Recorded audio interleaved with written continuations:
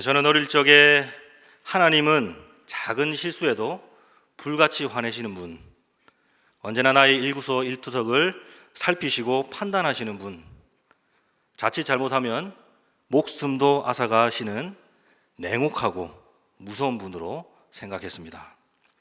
하나님에 대해 이렇게 생각한 배경에는 이 주일학교 선생님의 역할이 컸던 것 같습니다. 그 선생님은 늘 언제나 어디서 무엇을 하든 하나님이 지켜보고 계시고 그 행동에 대한 책임을 물으신다는 하나님의 심판에 대해 많이 강조했기 때문입니다. 그런데 성경을 읽으면 읽을수록 하나님이 냉정하게 우리를 판결하시며 즉각적으로 심판하시는 분이 아니시라는 사실을 알게 되었습니다. 하나님은 언제나 오래 참으시고 기다리시고 우리를 끝까지 사랑하시는 분이셨습니다. 우리 스바냐 3장 17절의 말씀을 함께 읽어보겠습니다. 함께 읽겠습니다.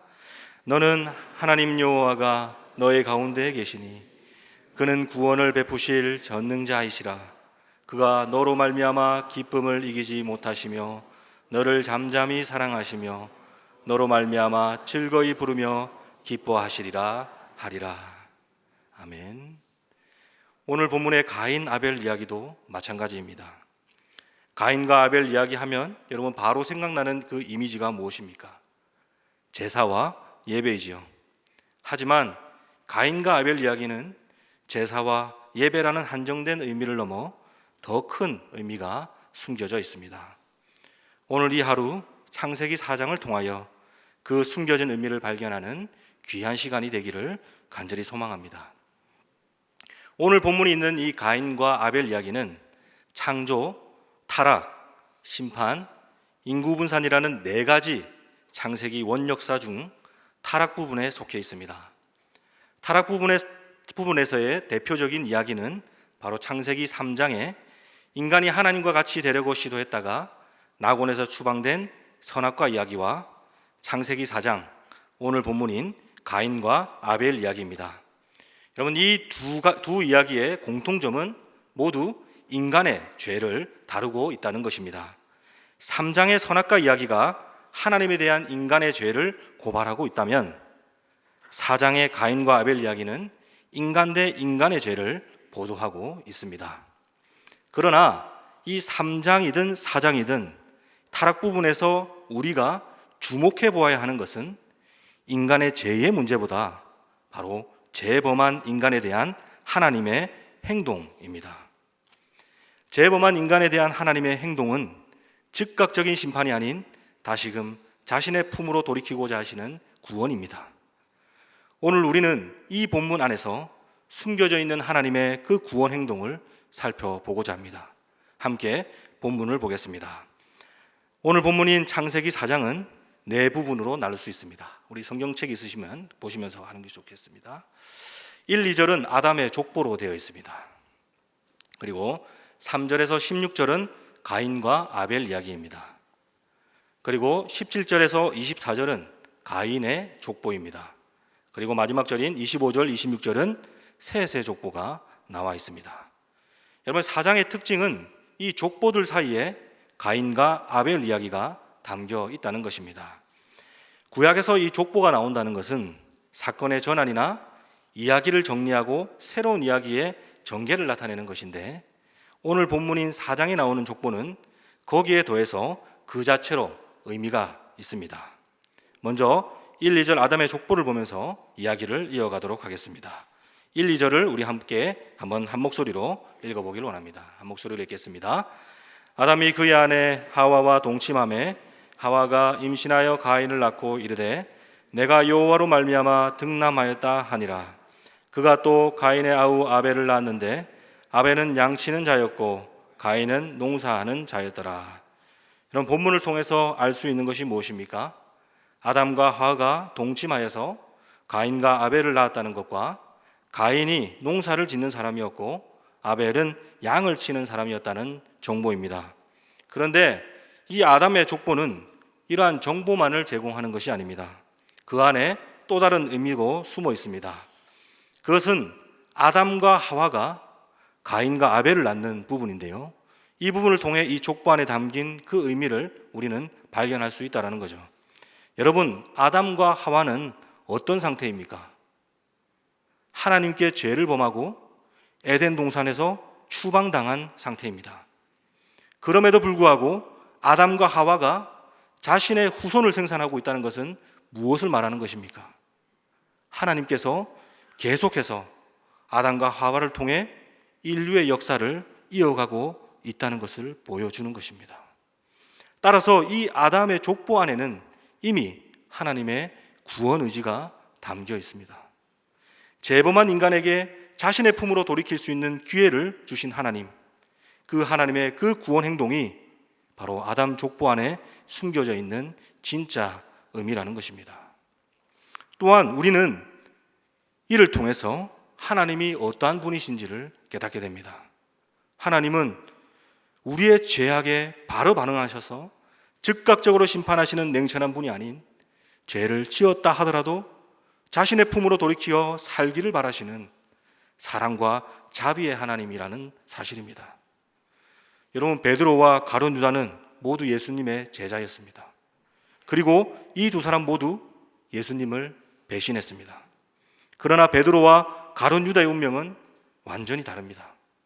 그 이유가 무엇입니까? 베드로는 자신의 죄에 대해 주님 앞에 용서를 구하러 나아갔지만 가룟 유다는 스스로 죄를 짊어졌습니다. 베드로는 사랑의 주님을 통해 기회를 얻었지만 가룟 유다는 그 기회를 스스로 저버렸습니다. 사랑하는 여러분, 혹시 여러분들 중에 자신이 너무나 추악하고 더러워서 주님의 품으로 나아가기를 주저하는 분이 계시다면 이 말씀을 해주고 싶습니다. 하나님은 여전히 당신을 사랑하십니다. 그 죄로 인해 당신을 포기하지 않으십니다. 죄에서 돌이켜 주님 앞에 나와 회개하면 주님께서는 여러분들의 죄를 감춰주시고 다시금 사랑해 주실 것입니다. 하나님은 사랑의 하나님이십니다. 이 사실을 믿으시길 바랍니다. 베드로후서 4장 8절을 우리 한 목소리로 함께 읽겠습니다. 무엇보다 뜨겁게 서로 사랑할지니 사랑은 허다한 죄를 덮느니라. 사랑은 허다한 죄를 덮느니라. 이처럼 우리는 1, 2절 아담의 족보를 통해 죄에서 돌이키기를 원하시는 구원의 하나님을 만날 수 있습니다. 이후 우리가 가인과 아벨의 이야기에서도 동일하게 하나님을 만나게 됩니다. 죄에 빠진 인간, 그 인간에게 다시금 기회를 주시는 그 하나님, 계속해서 본문을 읽어가며 이를 함께 살펴보기를 원합니다. 3절에서 7절을 함께 보겠습니다. 오늘 본문인 3절에서 7절을 함께 보겠습니다. 함께 한 목소리로 한번 읽어보겠습니다. 세월이 지난 후에 가인은 땅의 소산으로 제물을 삼아 여호와께 드렸고 아벨은 자기도 양의 첫 새끼와 그 기름으로 드렸더니 여호와께서 아벨과 그의 제물은 받으셨으나 가인과 그의 제물은 받지 아니하신지라. 가인이 몹시 분하여 안색이 변하니 여호와께서 가인에게 이르시되 내가 분하여 함은 어찌 됨이며 안식이 변함은 어찌 됨이냐. 내가 선을 행하면 어찌 낯을 들지 못하겠느냐. 선을 행하지 아니하면 죄가 문에 엎드려 있느니라. 제가 너를 원하나 너는 죄를 다스릴지니라. 아멘. 우리는 이 구절에서 한 가지 의문을 가질 수 있습니다. 하나님은 왜 아벨의 제사만 받으시고 가인의 제사는 받지 않으셨는가? 여기에 대해서 대표적인 세 가지 주장이 있습니다. 그 첫 번째는 하나님은 농업보다 유목민의 삶을 더 선호했다는 주장입니다. 그 결과 하나님은 농산물로 드리는 제사는 거절하시고 양을 잡아 바치는 제사만 받으셨다는 것이죠. 그러나 여러분, 창세기 2장 15절에서 보면 하나님은 인간을 에덴 동산 밖으로 추방한 후에 땅을 경작하도록 하셨지요. 이 말인즉 하나님이 농업을 어떻게 권장했다라는 겁니다. 따라서 이 주장은 그리 설득력 있어 보이지 않습니다. 두 번째 주장은 아벨이 가인보다 구약의 제사법에 훨씬 더 적합한 제사를 드렸다는 것입니다. 구약에서는 이 피에는 생명이 있고 피는 또한 죄를 속한다고 이해하고 있기에 피 흘림이 없는 가인의 제사를 하나님이 받지 않으셨다라는 주장이지요. 그러나 여러분의 구약의 제사를 보면 하나님께 드리는 제물의 종류를 동물로 한정시키고 있지는 않습니다. 여러분, 민하라고 하는 이 소제는 땅의 소산물로 드리는 구약의 제사법 중 하나이지요. 따라서 이 주장도 그리 옳아 보이지는 않습니다. 세 번째는 이 전통적 해석인데요. 히브리서 11장 4절을 근거로 믿음으로 아벨이 가인보다 더 나은 제사를 하나님께 드렸다는 설명입니다. 하지만 이 구약의 본문에서 이 믿음이라는 단어를 구체적으로 등장시키지 않을 뿐더러 본문에서 아벨의 제물만이 믿음의 제물이라고 또한 말하고 있지 않다라는 것입니다. 그렇다면 이 세 가지 주장 외에 설득력 있는 주장은 없는가?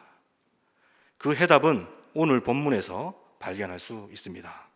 먼저 우리 4, 5절을 다시 한번 보겠는데요. 본문을 잠깐 띄워주십시오. 4, 5절에 보면 4절에 아벨과 그의 제물 이런 거 보이십니까, 여러분들? 아벨과 그의 제물. 그리고 5절에 보면 가인과 그의 제물 이렇게 되어 있습니다. 이를 통해 알 수 있는 것이 무엇입니까? 하나님이 단순히 제물만을 받으시거나 거절하신 것이 아니라 제물과 더불어 제물을 드리는 자의 인생, 즉 제물을 드리는 자의 삶도 함께 받으신다는 것입니다. 사무엘상 15장 22절을 우리 함께 보겠습니다. 함께 한 목소리로 읽겠습니다. 사무엘이 이르되 여호와께서 번제와 다른 제사를 그의 목소리를 청종하시는 것을 좋아하심 같이 좋아하시겠나이까?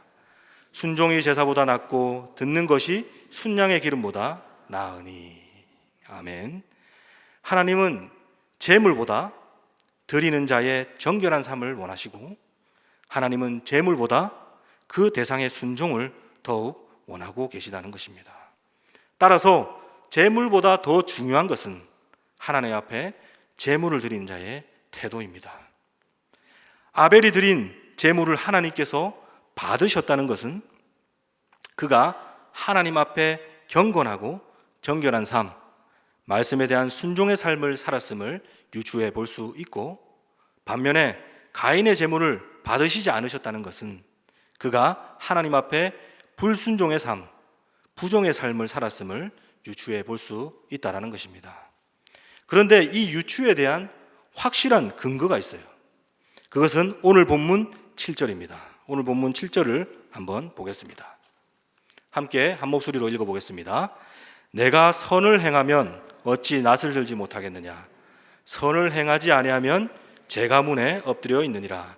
죄가 너를 원하나 너는 죄를 다스릴지니라.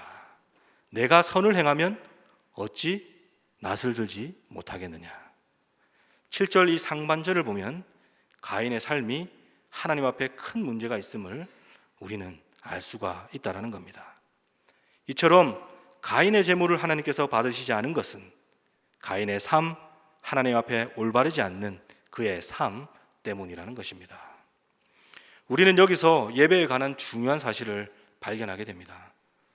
예배는 일주일에 한 번 모이는 공적 예배만 예배가 아니라 우리의 삶이 예배라는 사실입니다. 그리고 하나님이 받으시는 예배는 바로 우리의 일상의 삶을 통해 결정된다는 사실입니다.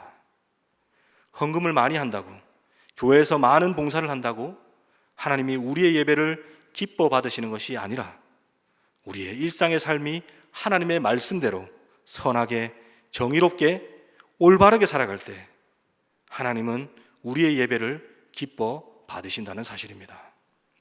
여러분들에게 묻겠습니다. 여러분들의 일주일 삶 동안에 하나님 앞에 부끄럽지 않는 삶을 살아가셨습니까? 일주일 동안 혹시 얼마나 하나님과 연결되어 사셨습니까? 하나님과 완전히 단절된 삶으로 살아가다 지금 이 자리에 참석한 것은 아닙니까? 이사야 1장 12절에는 이렇게 말하고 있습니다. 너희가 내 앞에 보이러 오니 이것을 누가 너희에게 요구하였느냐? 내 마당만 밟을 뿐이라. 사랑하는 여러분, 삶이 곧 예배입니다. 지금 여러분들에게 주어진 그 여러분들의 삶을 주님 앞에 온전히 드려 하나님이 기뻐 받으시는 산 제물이 되시기를 간절히 소망합니다. 분위기가 너무 딱딱한데요, 우리 한번 옆에 있는 분들과 한번 이렇게 인사하겠습니다. 얼굴을 좀 바라보시면서 코로나 때문에 보기가 좀 그렇습니까? 예. 그렇다면 정면을 바라보시면서 서로 한번 인사를 하겠습니다. 삶이 곧 예배입니다. 예, 한 번 더 인사하겠습니다. 순종과 거룩의 삶을 살아갑시다. 네, 아멘. 우리는 또한 이 장면에서 살펴보아야 할 중요한 한 가지가 있습니다. 그것은 하나님께서 가인을 바른 길로 돌이키기 위해 애쓰시는 장면입니다. 하나님은 가인을 여전히 사랑하셔서 그의 삶을 자신의 품으로 돌이킬 수 있도록 조치를 취하시는데, 그것이 바로 5절에 가인의 제사를 받지 않으신 것입니다. 하나님은 제사를 받지 않음을 통해 가인이 스스로 깨닫기를 원했습니다. 왜 하나님이 나의 제사를 받지 않으셨는가? 하나님은 가인이 이를 깊이 묵상하고 자신의 잘못을 돌이켜보기를 원하셨습니다. 그러나 가인은 이 문제의 원인을 자기에서 찾기보다 다른 대상에서 찾고 있습니다. 아담이 하나님 앞에 범죄했을 때 그 첫 번째 변명이 하나님이 내게 주신 여자 때문에 라며 여자를 만드신 하나님께 자기의 죄를 전가했던 것처럼, 가인도 자신을 돌아보기보다 아벨에게서 그리고 하나님에게서 그 문제의 원인을 찾고 있다는 것입니다. 사랑하는 여러분, 우리도 이 죄성을 가진 인간이라 잘못했을 때 스스로 돌아보기보다 남에게 그 잘못을 전가하는 경우가 얼마나 많습니까? 특히 인간의 편의, 인간의 탐욕 때문에 일어나는 이 자연재해, 기후변화를 하나님의 탓으로 돌리며 자신은 피해자인 마냥 코스프레하는 사람들이 얼마나 많습니까? 여러분, 이뿐이겠습니까? 교회에서도 저 목사 탓, 저 장로 탓, 저 집사 탓, 저 성도 탓, 서로 이 잘못을 전가하고 있는 경우를 참으로 많이 발견하고요. 부부관계에서도 서로의 잘못을 전가하고 소원해하는 경우가 얼마나 많습니까? 하나님은 우리가 죄를 지었을 때 여과 없이 그 죄를 직면하기를 원하십니다. 그 이유는 자신이 얼마나 큰 죄인인지를 스스로 깨달을 때 그 입술에 회개와 하나님의 도우심을 간구할 수 있기 때문입니다. 책임 전가, 이는 인간의 죄성 중 하나입니다. 책임을 전가하는 그 태도는 자신만이 의롭다 여기는 교만의 일종입니다. 우리 모두가 주님 앞에서 정직해졌으면 좋겠습니다. 혹 하나님 앞에 잘못을 저질렀다면 그 죄를 회피하기보다 직면하셔서 하나님 앞에 회개와 도우심을 구하시는 여러분들 모두가 되었으면 좋겠습니다. 5절을 보겠습니다. 5절을 한 목소리로 함께 읽겠습니다. 가인과 그의 재물은 받지 아니하신지라 가인이 몹시 분하여 안색이 변하니. 가인의 표정을 보면 자신의 잘못을 뉘우치는 모습이 전혀 보이지 않습니다. 오직 다른 대상에게 문제의 원인을 찾다 보니 시기와 질투, 분노로 일그러진 가인의 모습만 있을 뿐입니다. 계속해서 6절을 한번 보겠습니다. 여호와께서 가인에게 이르시되 내가 분하여 함은 어찌 됨이며 안색이 변하면 어찌 됨이냐. 여러분, 6절에서 반복되고 있는 것이 무엇입니까? 반복되고 있는 구절이 뭡니까? 어찌됨이죠. 어찌됨. 하나님은 가인에게 히브리어 의문사 람마, 어찌하여, 왜를 2번이나 반복하면서 그 태도가 잘못되었음을 다시 확인시켜 주고 있습니다. 그러나 가인은 자신의 생각을 바꾸지 않습니다. 결국 하나님은 7절에 직접 말씀을 통하여 다시금 가인에게 경고하고 있습니다. 7절을 보겠습니다. 제가 한번 읽겠습니다. 내가 선을 행하면 어찌 낯을 들지 못하겠느냐. 선을 행하지 아니하면 죄가 문에 엎드려 있느니라. 제가 너를 원하나 너는 죄를 다스릴지니라. 여러분, 7절 하반절에 보면 죄가 너를 원하고 있다. 그러니 너는 죄를 속히 다스리라. 하나님은 가인의 중심을 보고 그에게 경고하고 있는 거죠.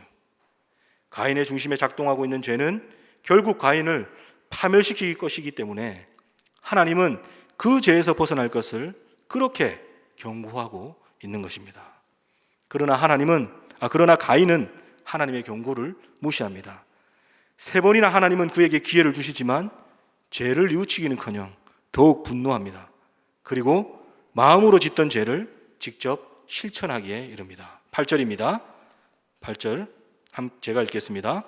가인이 그의 아우 아벨에게 말하고 그들이 들에 있을 때에 가인이 그의 아우 아벨을 쳐 죽이니라. 여러분, 가인의 범죄는 우발적인 범죄가 아닙니다. 매우 의도적이고 계획적인 범죄였습니다. 여러분, 8절에 들에 있을 때 이 들이라는 장소가 그의 범죄가 얼마나 계획적인 것을 보여주고 있습니다. 여러분, 들은 주거 지역과 멀리 떨어진 지역입니다. 그곳은 사람들의 발길이 뜸한 곳입니다.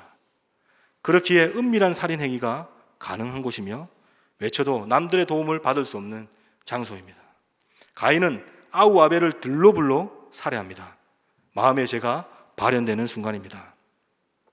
하나님의 수없이 많은 경고의 메시지에도 아우 아벨을 살해한 가인, 그는 하나님과 단절된 에덴 동산 밖 첫 번째 살인자가 되었습니다.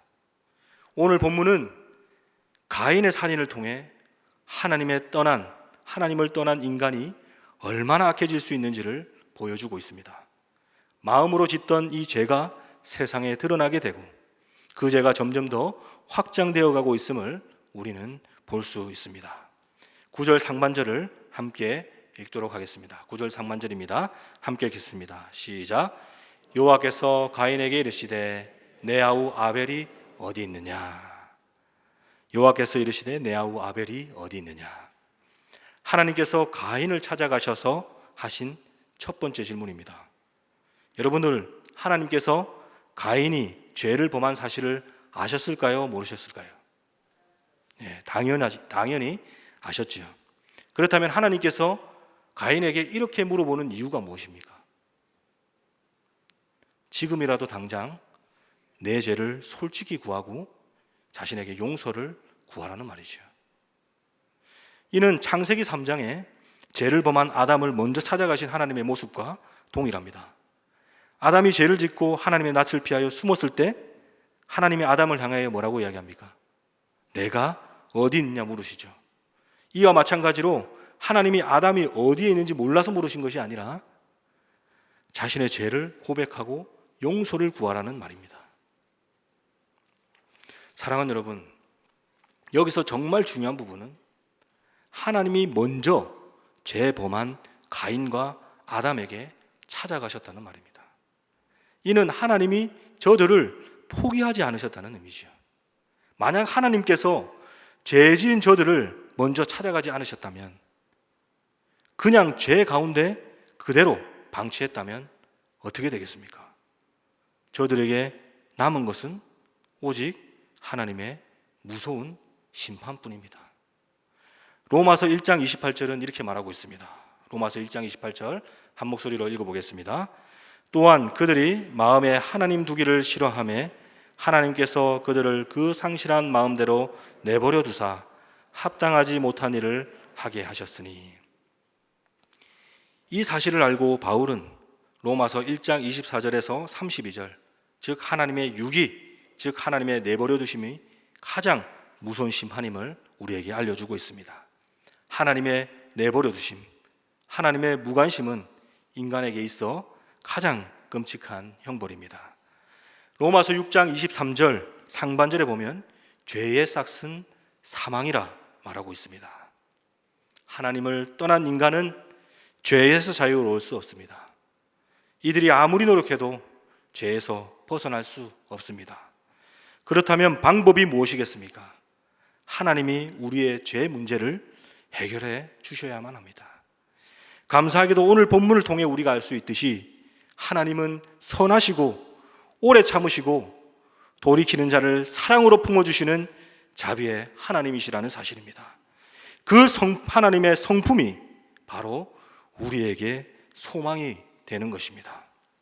하나님이 만약 보좌에 군림하셔서 우리의 죄가에 따라 즉각적으로 심판하시는 냉혹하신 분이시라면 지금 살아계시는 분이 과연 몇 분이나 계실까요? 단 한 사람도 없습니다. 시편 107편 1절을 한 목소리로 한번 읽어보겠습니다. 함께 읽겠습니다. 여호와께 감사하라. 그는 선하시며 그 인자하심이 영원하미로다. 요엘서 2장 13절을 같이 한번 읽어보겠습니다. 너희는 옷을 찢지 말고 마음을 찢고 너희 하나님 여호와께로 돌아올지어다. 그는 은혜로우시며 자비로우시며 노하기를 더디하시며 인애가 크시사 뜻을 돌이켜 재앙을 내리지 아니하시나니. 하나님이 선하시기에 우리에게 소망이 있는 것입니다. 하나님이 인자시기에 우리에게 소망이 있는 것입니다. 하나님이 노하기를 더디하시고 사랑과 자비의 하나님이시기에 우리에게 소망이 있다는 것입니다. 그 소망의 하나님이 우리에게 구원의 길, 독생자를 주셨습니다. 할렐루야. 우리의 소망 되시는 하나님을 날마다 찬양하시는 여러분들이 다 되시기를 간절히 소망합니다. 9절 하반절을 보겠습니다. 함께 읽겠습니다. 그가 이르되 내가 알지 못하나이다. 내가 내 아우를 지키는 자이까. 그는 가인이죠. 여러분, 가인의 태도입니다. 뭐라고 합니까?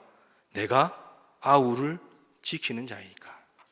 우리는 여기서 가인의 이 오만방자한 모습을 볼 수 있습니다. 가인을 불쌍히 여기셔서 다시금 기회를 주기 위해 찾아온 하나님께 가인은 뻔뻔하게 거짓말을 하고 있는 것입니다. 그리고 우리는 이 구절을 통해 가인의 평소 행실도 발견할 수 있습니다. 여러분, 이 고대 근동에는 이 장자의 고난이 막강했습니다. 그런데 이 장자의 고난이 큰 만큼 그에 따르는 책임도 컸습니다. 이는 형제들을 충분히 보살펴야 하는 책임입니다. 그러나 가인은 내가 아우를 지키는 자입니까? 라는 말투로 보아 알듯이 평소에도 동생 아벨을 돌보지 않았음을 우리는 알 수가 있습니다.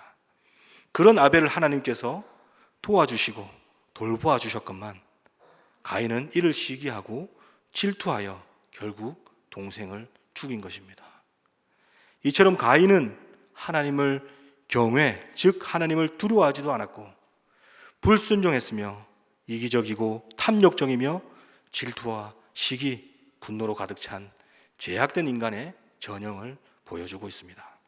이런 그에게 하나님은 공의로 세 가지 심판을 하시는데 10절, 16절을 보면 첫 번째로 땅으로부터 저주를 받아 밭을 갈아도 결실을 얻지 못하도록 하셨고, 두 번째로 땅에서 피하여 유리되는 자가 되도록 하셨습니다.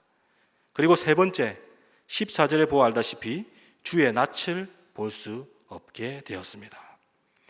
이 세 가지 심판이 주어졌을 때 가인은 이 형벌에 대해 항변합니다. 14절에 보면 땅을 유리하다가 만나는 사람이 자신을 죽일 것이라는 보복에 대한 두려움을 하나님께 구합니다. 여러분, 아담은 하나님의 심판이 선고되었을 때 그 어떠한 항변도 하지 않습니다. 이는 아담이 자신의 죄를 뉘우치고 있다는 반증이겠죠. 그러나 가인은 자신의 목숨에 대한 걱정으로 하나님 앞에 항변하고 있습니다.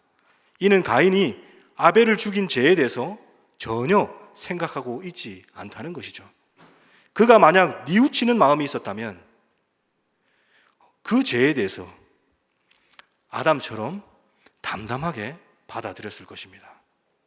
이를 통해 우리는 이 아담의 때보다 가인의 때가 더욱 죄로 인해 악해졌음을, 하나님을 떠난 인간의 죄악이 확장되고 있음을 우리는 알 수 있다는 것입니다. 그러나 그 죄를 지은 그들을 대하는 하나님의 태도는 동일합니다.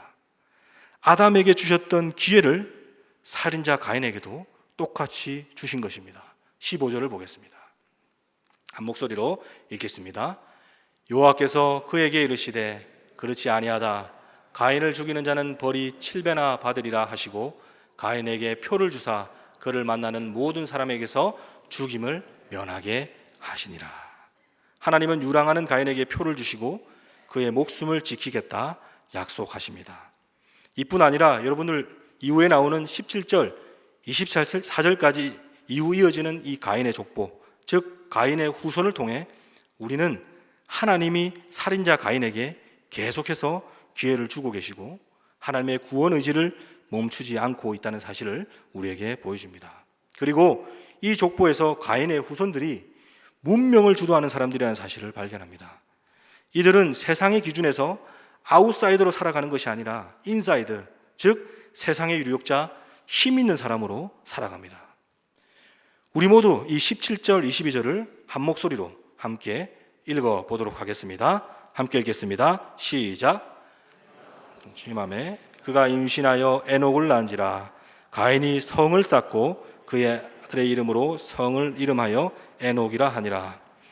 에녹이 이랏을 낳고 이랏은 무야헬을 낳고 무야헬은 무드사헬을 낳고 무드사헬은 라멕을 낳았더라. 라멕이 두 아내를 맞이하니 하나의 이름은 아다요 하나의 이름은 실라였더라. 아다는 야발을 낳으니 그는 장막에 거주하며 가축 치는 자의 조상이 되었고 그의 아우의 이름은 유발이니 그는 수금과 퉁소를 잡는 모든 자의 조상이 되었으며 실라는 두발가인을 낳았으니 그는 구리와 쇠로 여러 가지 기구를 만드는 자요 두발가인의 누이는 나아마였더라. 저는 사실 이 부분을 보면서 속이 터졌습니다. 불경스럽지만 하나님이 참으로 바보 같아 보였습니다. 아니 저런 나쁜 놈에게 계속 기회를 주시는 하나님이 참으로 답답했습니다. 그런데 한 가지 깨달음을 주셨습니다. 그것은 나는 가인보다 나은 사람인가 하는 의문이었습니다. 제 안에도 가인과 똑같이 추악한 마음, 죽일 때 남을 미워하는 마음, 음욕과 이기적이고 탐욕적인 마음이 존재함을 깨달았습니다. 그것이 아직 발현되지 않았을 뿐이지 저도 똑같은 사람임을 깨달았습니다. 이 사실을 깨닫고 나니 그런 죄인이라도 사랑하시고 기회를 주시는 하나님의 은혜와 사랑이 마음에 감동으로 다가왔습니다. 이처럼 가인이 곧 우리입니다. 그런 죄인을 하나님은 살리고자 이렇게 애쓰고 계시는 것입니다. 그리고 하나님의 그 구원 행동이 우리에게 유일한 소망이 되는 것입니다. 23절, 24절을 보겠습니다. 함께 한 목소리로 읽겠습니다.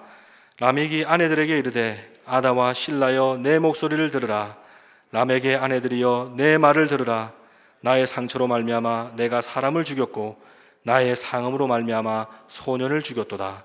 가인을 위하여는 벌이 7배일진데 라멕을 위해서는 벌이 77배로다 하였더라.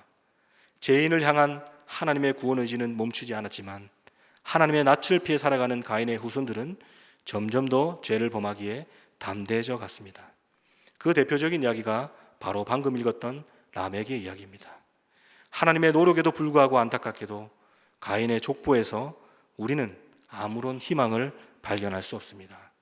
하나님의 마음과 다르게 돌이키지 않는 그들에게 남은 것은 오직 하나님의 심판뿐입니다.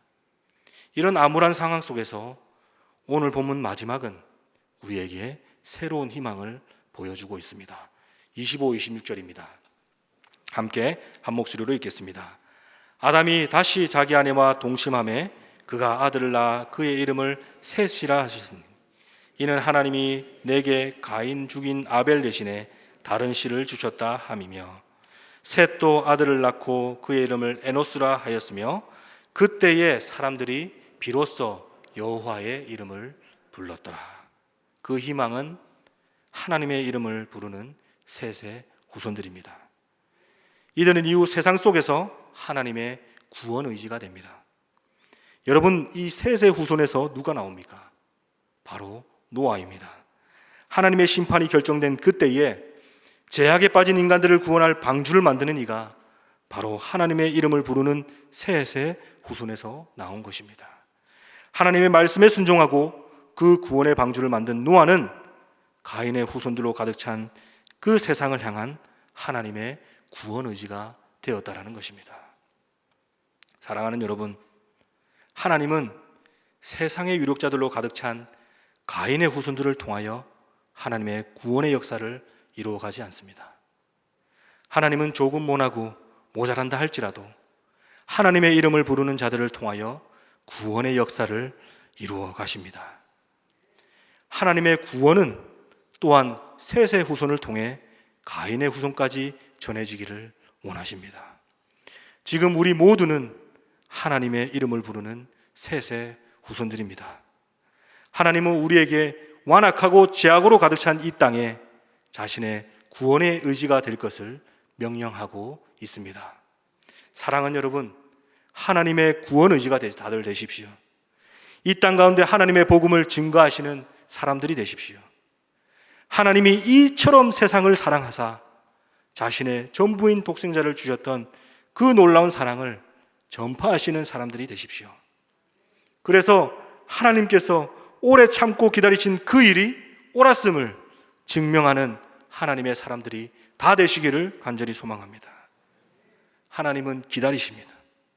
사랑으로 인내하고 또 인내하십니다. 죄악으로 물든 세상이 다시금 자신의 품으로 돌아올 것을 단 한순간도 포기하지 않으십니다. 하나님의 그 마음이 여러분들 가운데 부어져서 하나님의 마음으로 하나님의 구원의 역사에 동참하시는 믿음의 사람들이 다 되시기를 간절히 소망합니다. 기도하겠습니다. 하나님 참 감사합니다. 세상을 이처럼 사랑하사 자신의 전부이신 예수님을 주시고 지금도 복음으로 영혼들이 돌아오길 길이 참으시는 하나님의 그 마음을 이제 우리가 알게 하여 주시고 여호와의 이름을 부르는 주님의 사람인 만큼 우리도 주님의 복음을 위해 살아가는 하나님의 귀한 사람들 되게 하여 주옵소서. 특별히 선교의 해를 보냅니다. 우리 모두가 하나님의 선교사가 되어 복음을 증거하는 자들이 되게 하여 주시고 자신의 삶의 자리를 선교의 현장으로 삼아 변화시키는 하나님의 귀한 백성들 다 되게 하여 주옵소서. 예수님 이름으로 기도드리옵나이다. 아멘.